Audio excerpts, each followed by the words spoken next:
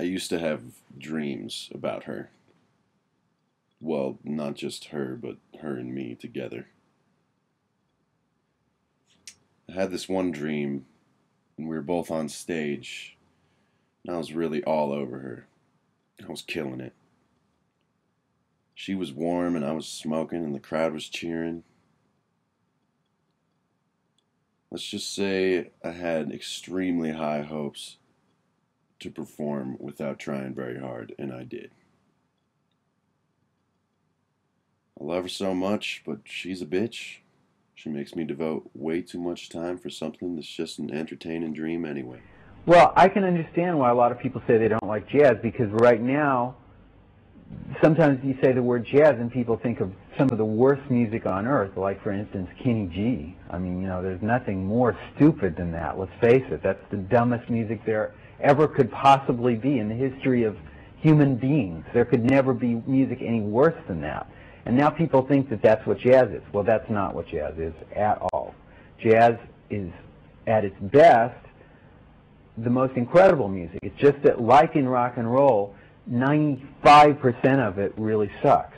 It's just the really good stuff that's really great. And that's exactly the same in pop music. It's just like that in jazz. It's just that it takes a little bit longer to discover the good stuff in jazz, because you go into the record store and there's so many records there you don't even know where to begin.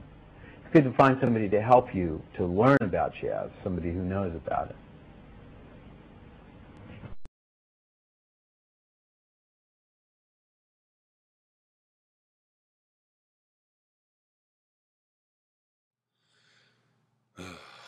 As I sit here in this shaded area on this somewhat massive man made green expanse, I just cannot help but take a gander at those around me.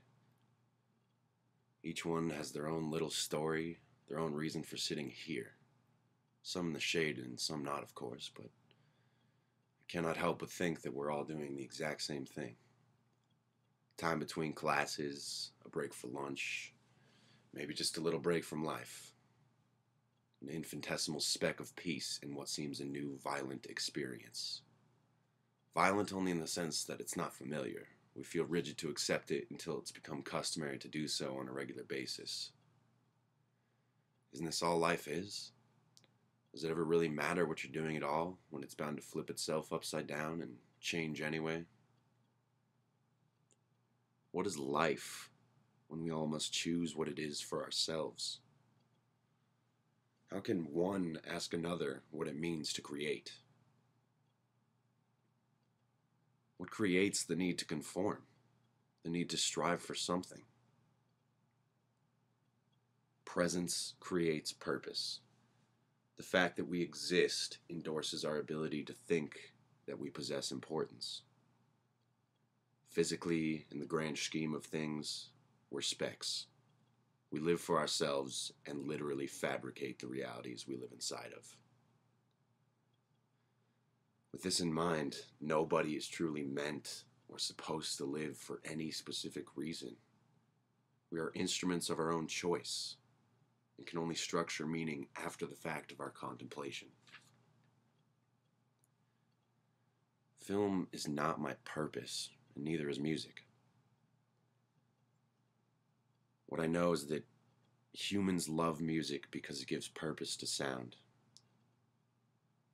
And humans love film because it gives new purpose and new light to reality. That's what we're all trying to discover.